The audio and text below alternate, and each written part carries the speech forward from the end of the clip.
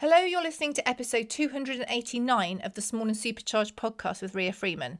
So, on today's Small and Supercharged podcast, I am joined by Fran from the brilliant brand Stamptastic. Now, I knew about Fran before Small Business Sunday event, the Small Business Sunday event, but when Stacey Solomon took to the stage, I was just so touched by, no, don't hold your head in your hands. I was so touched by the whole interaction and how awesome everything was.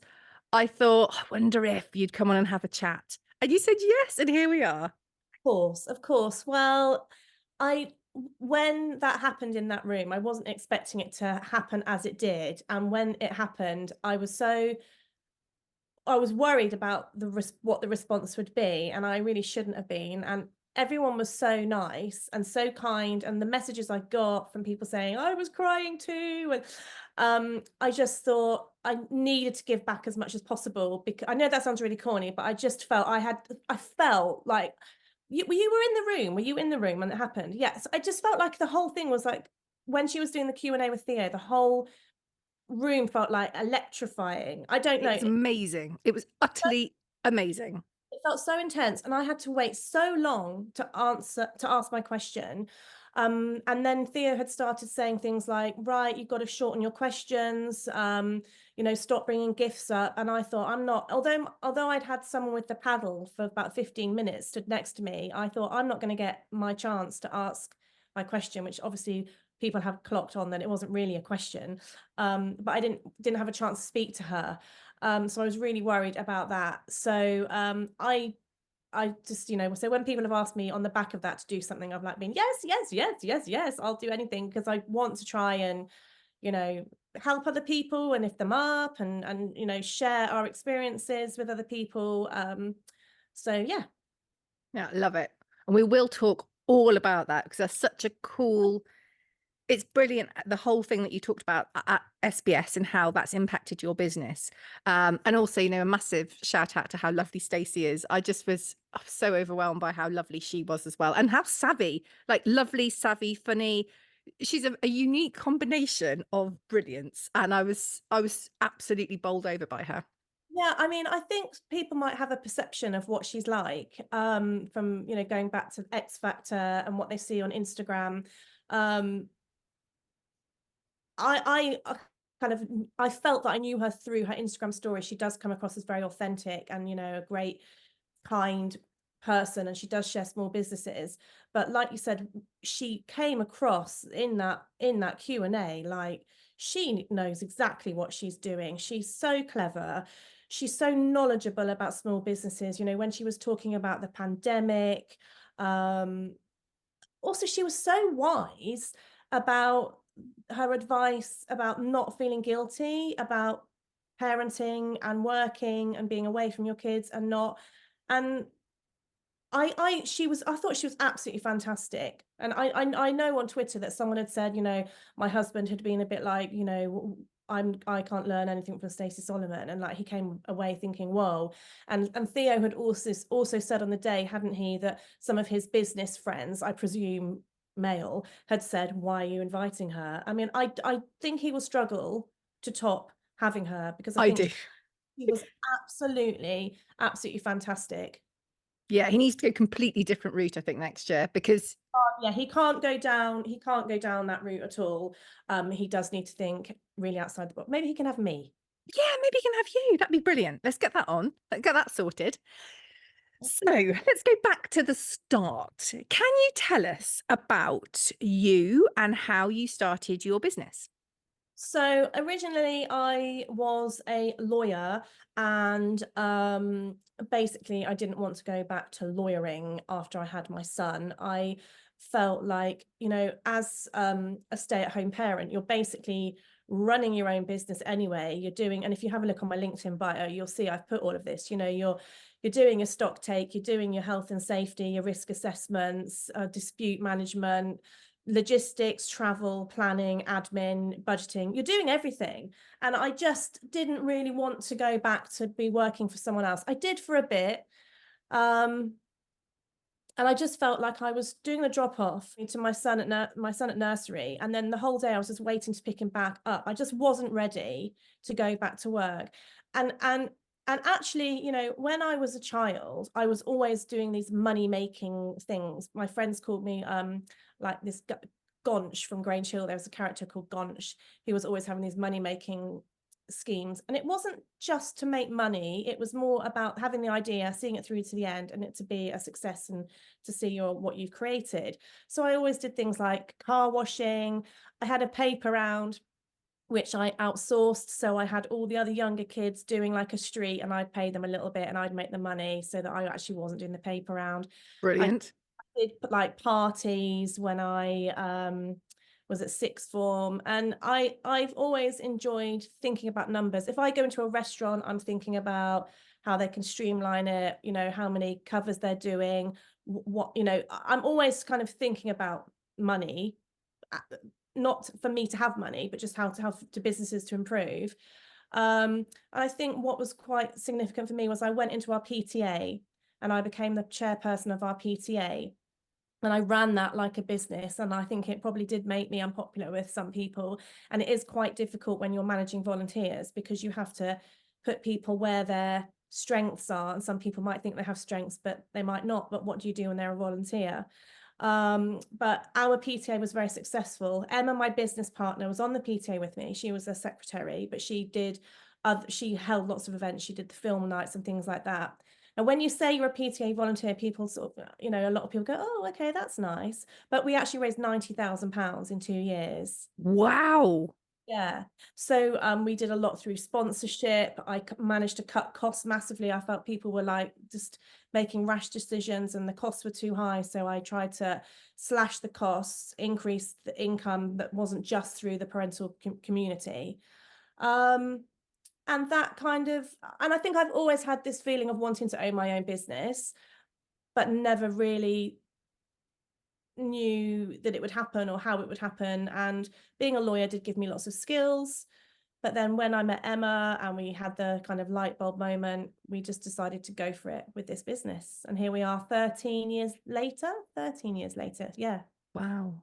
So I mean, if anyone that doesn't know what you do, can you tell them? I mean, obviously I know what you do. I know how useful it is, because if you've had tags fall off clothes and then loads of clothes get lost at school, you know how useful it is. Well, I describe Stamptastic as the ultimate parent hack. But basically what we do is we sell a personalized name stamp for stamping clothing.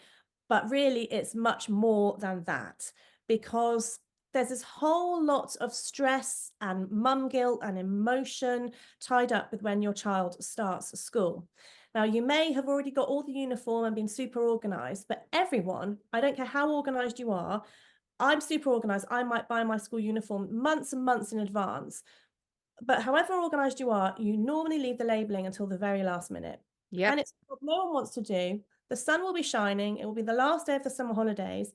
And you won't want to do it. You won't want to do it because you don't like ironing. You can't find the iron. You don't like sewing. You won't want to do it because although you might be ready for your child to go back to school after the summer holidays, or you might be excited for your child to start school for the first time, there'll also be loads of emotion wrapped up with that. So it's just a job that people do not like doing for a multitude of reasons. It And can it, take ages. I was just going to say, it can take hours and hours and hours. So when my son first started, we bought iron-on labels, and just as a rewind, when I met my husband, I told him that I couldn't iron. I couldn't iron, and I didn't iron anyway, but I just basically said, I can't iron. So I've never ironed in our relationship, and actually very rarely we iron anything. If you could see I don't iron. my I'm t-shirt, you probably. sweatshirts. Yeah. So he ironed on the labels onto my son's school uniform when he started, and I could see that he was actually quite enjoying the feeling of this nurturing feeling of doing something for his child starting primary school. But it really wasn't a horrible job. It took him ages. You had to iron them all on, and then of course they all come off in the tumble dryer anyway, and Hmm. realize that they've come off. So Emma and I had just had a discussion about it. She's got 4 kids. Her twins are the same age as my youngest, and her eldest is the same age as my eldest. In fact, there's only about 6 days between them. And we had basically just been crossing our paths cross all the time, literally, because her kids went to one nursery and mine went to the other, and we passed every single day. And we sort of did the cursory hello, but we never really had a chat until there was a very short period of time before our kids started primary school that we ended up being at all the same things together, you know, friends' birthdays. So we were at the swimming pool one day, and her kids lost another pair of goggles. Now, I'm the spend in mine and Emma's relationship, I'm the spender and she is the very much the non-spender. So Emma hates wasting money, and you know, she hates losing things, and she hates, and you know, goggles are expensive. What are they? 12, 15 quid, especially when you have to buy them from the swimming pool. And if you've got 4 children, And so her kids had lost the goggles again, and she was just like, I've had enough of this. There's got to be a better way. And she was like, I wish we could just stamp things and then didn't have to sew, because neither of us sewed and neither of us ironed, you know. And that's how I was like, well, why don't we try then? And then we just kind of worked out that we could potentially do this. So we spent about 6 months to a year. We had a third business partner at that point. We spent about 6 months to a year finding the ink, because obviously that's super special. Getting the blocks. We bought a machine to make the rubber ourselves, which we made really, really badly. So apologies to those customers who are still using their stamps from 13, 14 years ago. And that's how it's born. So it's a very simple idea, but it's wrapped up in lots of emotion, anxiety, and yeah, I knew that when we had the idea, I knew it would be I knew it would be a success, because I knew that we were our customers. it's brilliant. I think what's great about it is the sort of simplicity, and I don't mean that in a negative way at all, because I've had sewing labels, I've had ironing labels. I got some stickers last time that were meant to be like bulletproof. They're not. I mean, maybe it's the way I wash things or whatever, but we've still lost things. And I looked at a shirt the other day, and there's nothing in that shirt, and I knew I labeled it. Well, Um, that's the, because when if you stick something in, sew something on, or iron something on, if it comes off, you don't know it's come off, so you have to yeah, check all the time. exactly. You've no idea. And the thing is as well, like you buy however many stickers or however many labels, and then you buy a new jumper and you think, oh, I don't need to buy another 50 or another 20. I need one. Um, and actually, the beauty of the stamp is you can just stamp. Yeah, so with what we say is we've timed it many times, and you can stamp an entire set of your school uniform in under 15 minutes. Whereas actually, if you Wow. are sewing, it would probably take you 2 to 3 hours. Um, and yes, so we've just actually done some customer research. So we send an email out to our most recent customers, the past year's customers, and I think we've had about over 800 replies. Wow. I mean, that's amazing because actually, doing It's customer research, people don't often reply unless there's a problem, do they? Yeah, well, you know, when you see these like big cosmetics companies, they do their adverts at the bottom. It's like, we surveyed 75 people. You know, we're a very small business, but we had over 800 replies. And one of the things that we are checking is, you know, what people think about the price. And although it might seem a more expensive investment in the beginning, you know, an ink pad will provide 2,000 impressions if you look after it correctly. Uh, Hmm. so Whereas if you buy a sheet of 60 stickers, you might start to be a bit frugal with those stickers. You might be like, well, I don't like that t-shirt. That's not that special. I'm not going to use it. Whereas, you know, and you'll have to keep replacing them. And like you say, when you run out of that sheet of stickers, it's like, oh my gosh, you know, they've all gone. I mean, what we tend to do is in the beginning of the summer holidays, we'll remind all our customers who've ordered from us. We say that the ink pad will last 2 years if looked after according to the instructions. Obviously, what's tricky is that, you know, you've got to keep it stored in the plastic bag. And if a Yeah. customer leaves the lid off for ages, then it will dry out. So we send a reminder to our customers just before the summer holidays to say, please check your ink pad now. Don't check it the night before they go back to school. But yes, so it might appear more expensive as a one-off purchase, but it's definitely, cost per use is definitely much cheaper and works than the other options. And the convenience as well. I think that I can't remember what I was doing the other day, but I thought, oh, it's going to cost me X to do it, or I can do it myself. And actually thought, hang on a minute. I know how much my time's worth. And also I know how much stress and all the other stuff that's going to be involved in me doing this. It's definitely worth, it wasn't a huge amount of money. It was definitely worth that amount of money for the amount of time I'd get back and the amount of kind of mental load lifting I'd get from it. Exactly. It's like, you know, when you run your business, that you'll get to a point when you have to outsource jobs that someone else can do, and you can then play to where your strengths are and focus on the things that are going to make your business more successful. And it is hard letting go of some of those tasks. And lots of parents still want to label their kids' clothing. They don't want to use the S word, and they you know, they want to label their kids nicely, and they want to do it really well, and they want that feeling of doing it, but they want to do it quickly. And Mhm. so the sort of the best solution for that. So obviously you've been doing this for quite a while now, which is awesome. Um, and it kind of was born out of that need, like you and Emma had that need yourself. So was it quite an easy transition into getting other people to understand what you did and how you offered it, or was that quite tricky? Um, when we demonstrated it to people, so in the very beginning, the first thing we did was we basically forced all our friends to buy. And that, whilst that helps you with your cash flow and it's very, very nice, you don't really have a proper gauge of whether or not it's a good product. So we did that in the beginning. Then we did summer fairs, which at schools, because obviously I had the knowledge, I had a lot of contacts with being in the PTA. I think I was probably actually still doing the PTA at that time. So I had knowledge of, you know, summer fairs and how that would go. So we did lots of summer fairs, which was quite difficult because we all had really young kids at the time. And it meant, you know, every Saturday and Sunday we were giving up time to do the summer fairs. So and it was really interesting. Some schools we went to, the price point was too high for them.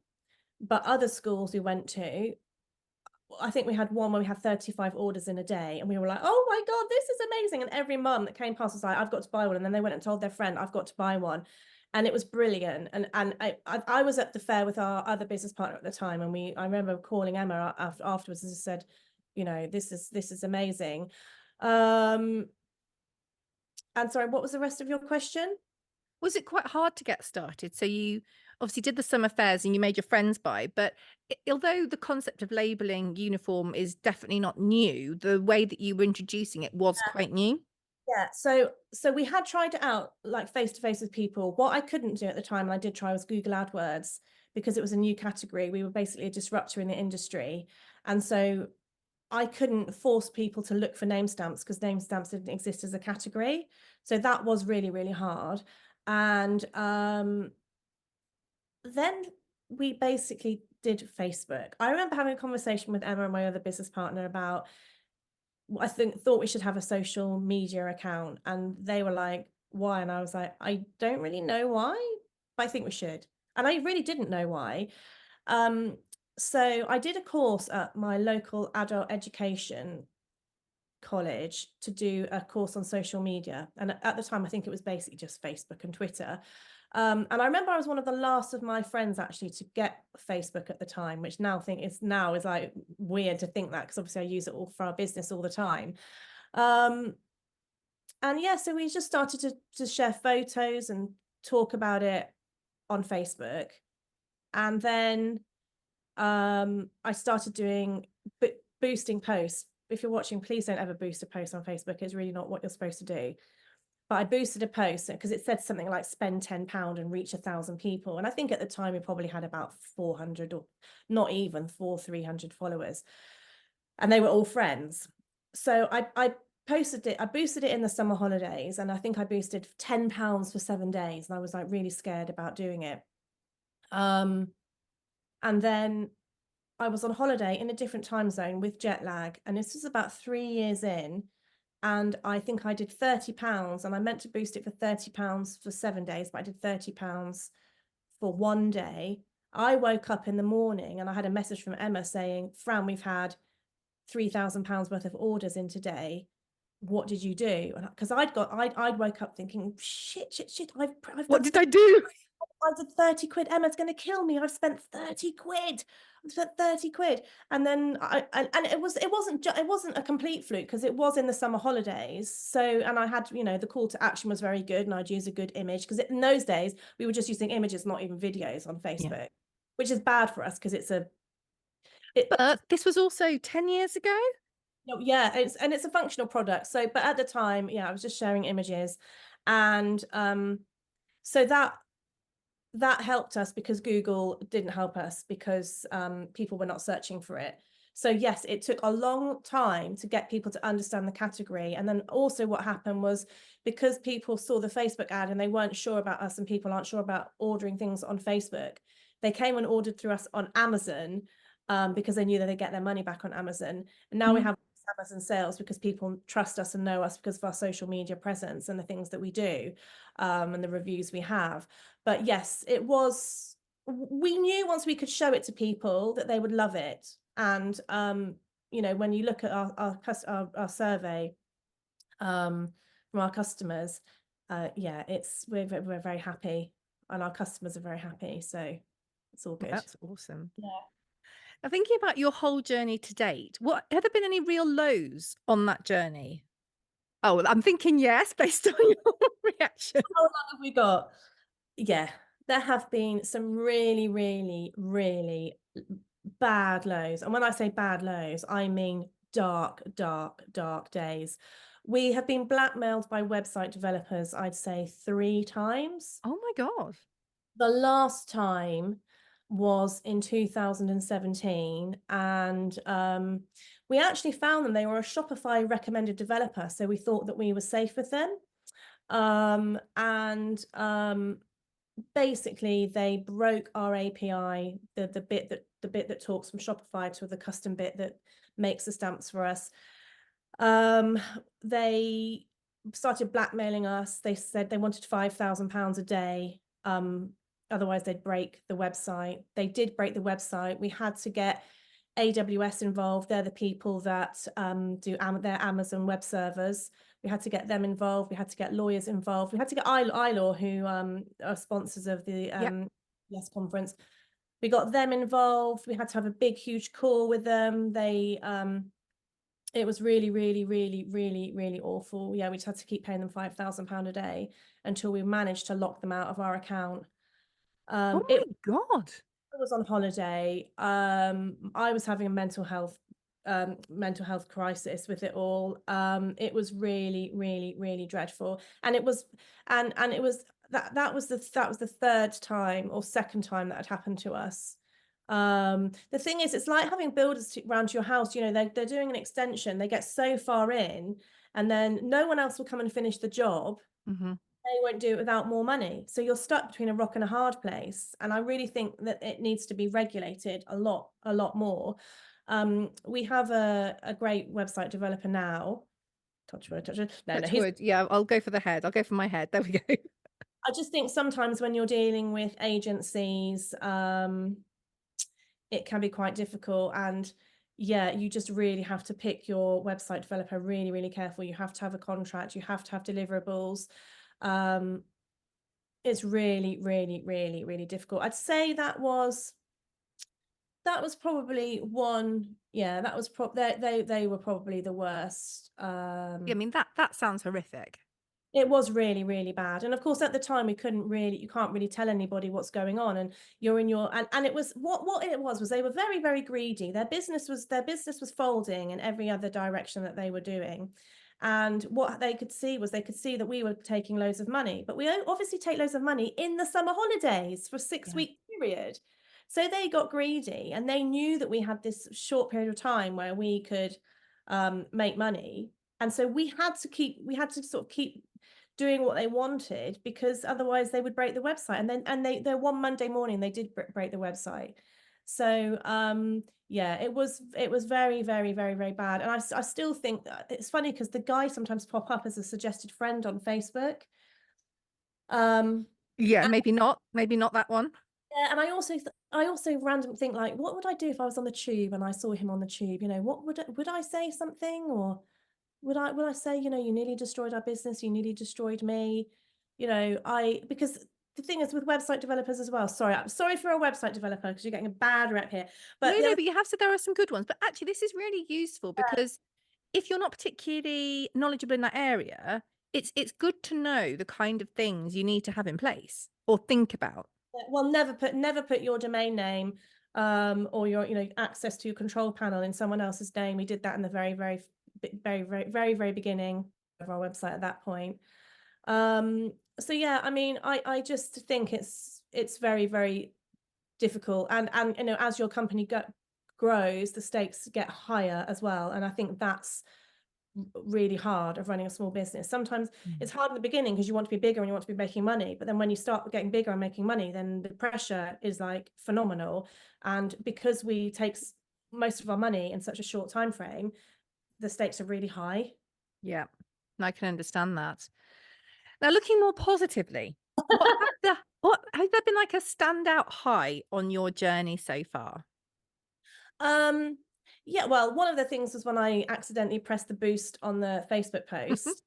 We have a better Facebook strategy in place now, but that was one, because it was like, oh my gosh, how far can this go if we keep doing this? And then after that, Facebook actually reached out to me and said, we need to have a chat. Let's get this better, working better for you. Um, and I think probably one of the best things that happened to us was we applied to be a small business Saturday 100. And Yes, that's a brilliant campaign. that was in 2019. And I can't overestimate, I get my words mixed up, but I can't say how Michelle Ovens is just a phenomenal human being. So I'm going to give her a shout out here. She And is. I agree. and basically since we've got involved with them, I think things changed for us a lot. It was 2018, we had our business has grown, and then we'd had a dip. And I think that's quite normal in any business, but we'd had a dip. And we were very reliant on Facebook. We'd grown massively. I was like, oh my God, I don't know what I'm doing with this. I just pressed a button. And so I think in 2018 we had a bit of a restock, and in 2019 we thought, right, we're going to go again. We're going to go again. So I decided that I applied to do Small Business Saturday. I think I'd seen it actually in the Theopathetus group, that some of my peers had gone to the 10 Downing Street, and I thought, wow, that's cool. Let's do that. So I applied to do the Small Business Saturday, and we got accepted onto that. And then on the back of that, we then applied for the Small Awards, and we won the Best Digital Business that year. And I'm just pausing because they've got some more awards coming. They do the awards every year, and we have I think applied. it's the small awards. They've got I think the applications have finished now. But But then they've got loads of amazing campaigns. They've got the Small and Mighty campaign. we have we've applied for the Digital Star again this year, Awesome. which is quite exciting. And so on the back of that, lots of good things came. I sort of expanded my network a bit. I did some mentoring for them. I'm one of their heroes, if you like. I'll help them on the campaign. But what it led us to was having those people getting you to think about your business. It led us to applying for the Innovating for Growth program at the British Library. That was funded by the European Union at the time. So I do not know whether they're still running it or not. If they are, it's taking coffers from the UK government. But that was a great program, and it really helped us focus on what we wanted for our business moving forward. And I say that was really pivotal, but we only found that because of the Small Business Saturday campaign. So lots of great things have come from that. Awesome. And of course, we've got to talk about Stacey. So what is your connection to Stacey Solomon for people that don't know? So I basically spend a lot of time on Instagram. I say it's for work. It is kind of for work, but the water's muddy slightly because I do enjoy Instagram. In the very beginning, I really didn't want to get onto Instagram when we were quite late, but because it was at the beginning, it was a photo sharing platform. I didn't know, and people were writing really long blog posts on their Instagram posts, and I Yeah. just didn't really suit us. Um, and then I got started to get on with it and really enjoyed it. And then I think back in the day, Giovanna Fletcher shared a post, and people were sort of saying, "Wow, Giovanna Fletcher's a shared." And then I had another person who, and at that time I think she had about 200,000 followers or something, but it was still, Wow. still like whoa, whoa, whoa. And then we had someone message us and say she had a following of about 30,000, and she said, "Would you like to send me a gift?" And I think my third business partner was like, "Well, that's a bit cheeky." And then I thought, well, mm, in the past, on Twitter, I've been sending people samples so they could write blog posts for our SEO. And I thought, well, this is just the same. And actually, it's Hmm. quite a form of advertising. And yes, it's a bit hit and miss, and it's difficult to quantify. But yes, we'll send it to her, and she shared it on her Instagram, this influencer, and we got in lots of sales. So I thought, well, this is quite a good strategy. Um, I think some people make the mistake of basing their whole marketing strategy, if it's even a strategy, on trying to reach a big influencer. That for us has never been the case. I personally enjoyed watching Stacey's stories. I love the program, Sort Your Life Out. I'm not crafty, but she makes me laugh. I think she's very honest, and her stories are very funny, especially the ones she does with Joe. So I just enjoy watching her. It was never we have to get our product in front of Stacey Solomon. It was more of a, if we do, wouldn't it be nice? If you do, wouldn't it be nice? But then they still, have to share. So it's such a long shot to try and base your business around this. And it never was. But what we did is I sort of had like this informal influencer strategy, which I mentioned, from back in the day. And then it's just become a bit more formalized. I've just basically got more organized. I've got a fancy Google sheet, but it's just got a bit more organized. And we've worked with loads of micro influencers, which is great because they're predominantly women who are also starting up their business. It's a different type of business. And we've worked with them, and that's been really great. And it's been a great way of showcasing our product and getting it out to fellow mums. And I think I had done a story in the summer holidays, and it was just a very off the cuff story. I was in my gym kit and I hadn't washed, and I just did a story, and I had a speech bubble, and I was just like, I wonder how I can tell Stacey Solomon about our product. And I had a little video in the corner of someone stamping, and then she messaged me, "Oh my God." And then she ordered. But Wow. then I didn't know that she would share. So No.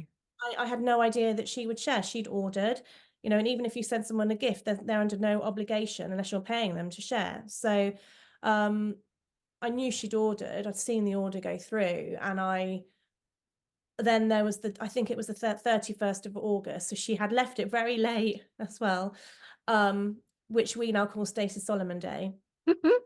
And we called it Stacey Solomon Day for a reason, because there was such a huge spike in traffic.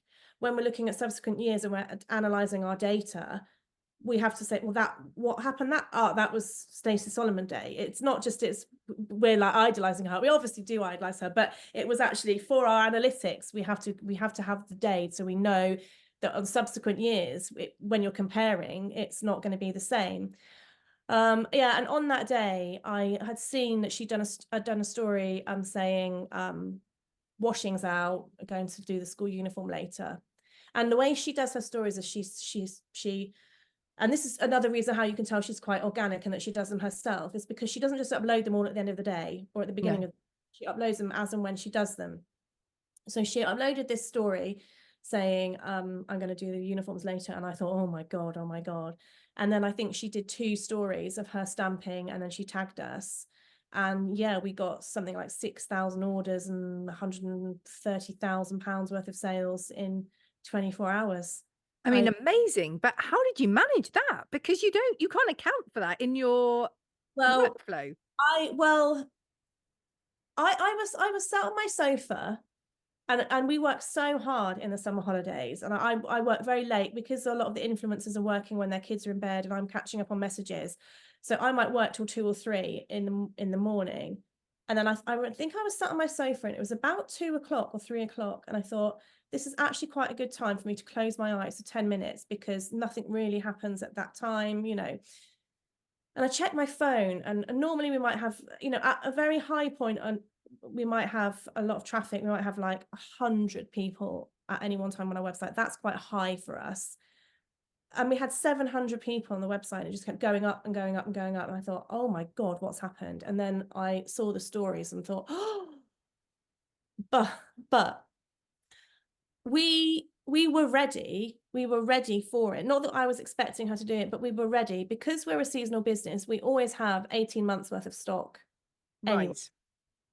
And our factory is fantastic because they know that it can go from 0 to 100 in the summer holidays. No matter how hard we try and equal it out, stabilize it over the year, it never happens.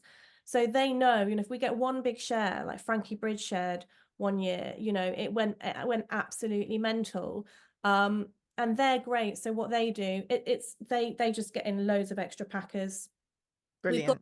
12 machines that can run 24 hours. So what happens is, I think she might have shared on a Thursday or a Friday, but I think we ran the machines all weekend. They were running all through the night, and then the packers come in at 6 a.m. or 5 a.m.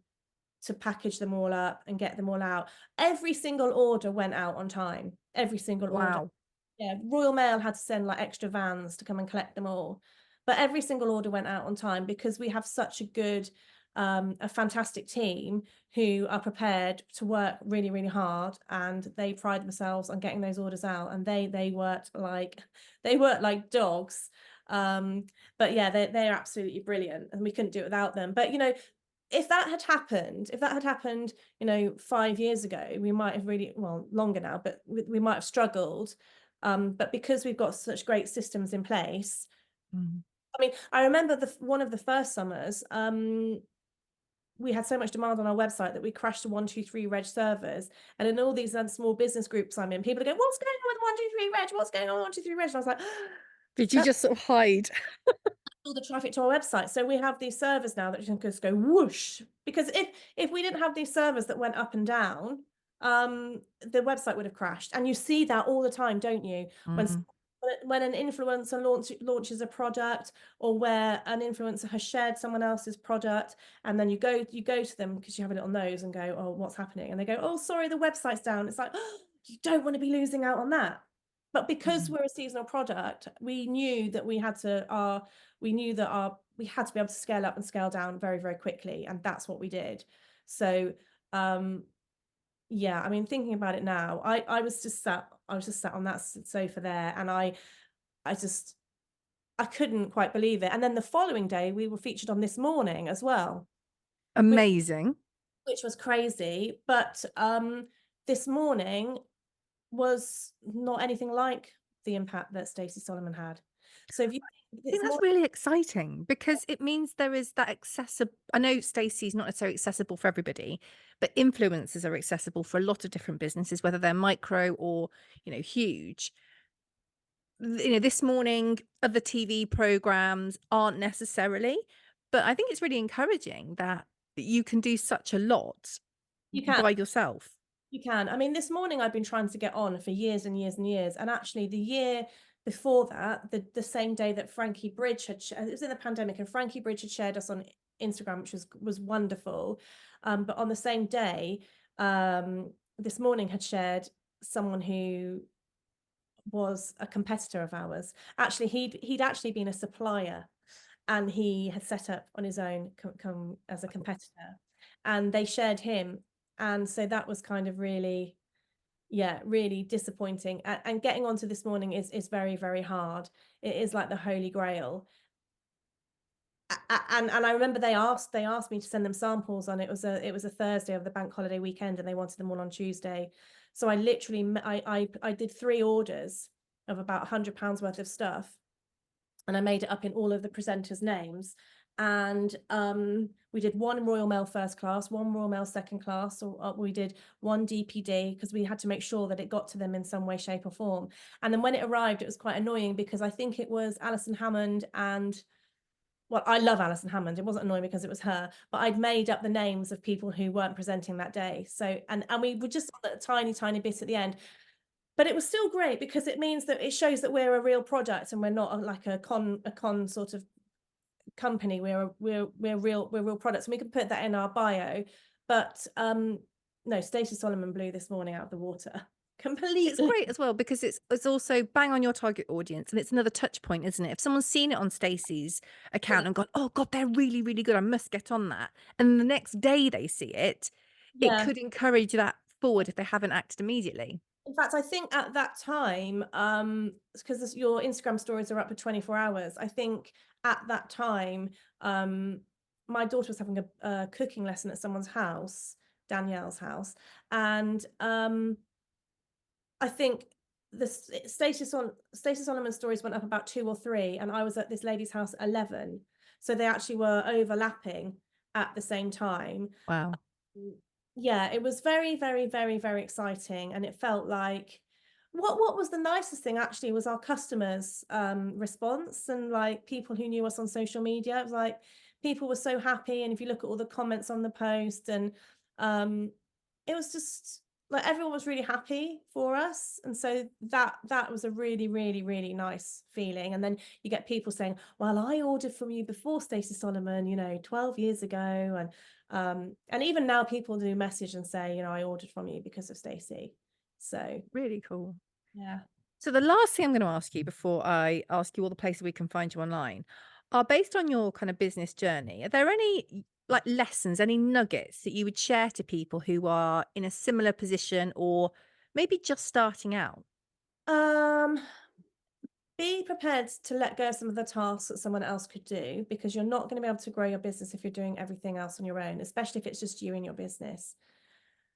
Um, Set up a practical thing is make sure you've got Google Analytics working on your website. You need to know where, especially if you're a product-based business, where your traffic is coming from.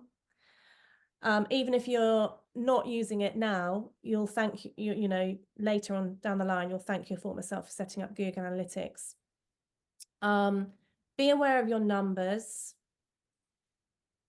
When you find a new supplier, have a contract, put a contract in place, which seems really silly in the beginning, but then it'll come back and bite you on the bum if you don't have one later on down the line. One thing I learned from the Theopathetus conference was if you are ever negotiating a contract, it's best for you to pay your lawyers to do the contract for you, because although you'll have the expense of preparing the contract, it will always be prepared in your favor. So that's another thing. But I would say, don't be ashamed or afraid of putting yourself in your business, because people do buy from people. So, show up on Instagram stories, do things like podcasts, you know, some days you apply for awards. There'll be days when you think, I really don't want to show up. I was absent from Instagram for about 6 months, towards the end of last year, because I thought I can't keep doing it the whole time. But it's really important to put yourself into your business, because people will buy from you as opposed to somebody else if they know who you are. So hopefully there's a mixture of kind of bigger bits of advice there, but also smaller practical bits of advice as well. Definitely brilliant. Well, it's been so lovely to talk to you. Can you tell us all the places we can find you online? So our website is stamptastic.co.uk. We are on Facebook and Instagram and YouTube and TikTok. Instagram's probably my favorite one. You're more likely to find me hanging out there. TikTok, we're just starting to do TikTok live. So I had an intern last summer, Hannah, who is going to she's done our first TikTok live shopping event, and she's going to be doing them every Sunday. So please, Ooh. yeah, come along and watch that. I couldn't face doing TikTok, and she's absolutely brilliant. And Twitter, but my favorite one is Instagram, if that's where you want to find me. Amazing. Thank you so much for joining us today, Fran. It's been brilliant. I'm going to go and have a look now. Maybe I could be really organized before the summer holidays. Who knows? Who knows? Stranger things have happened. Reduce our spike by one order, and we'd be There you very go. Every little helps and all that. it does. Thank you so much for inviting me. It's been really nice chatting with you. No problem. Thank you.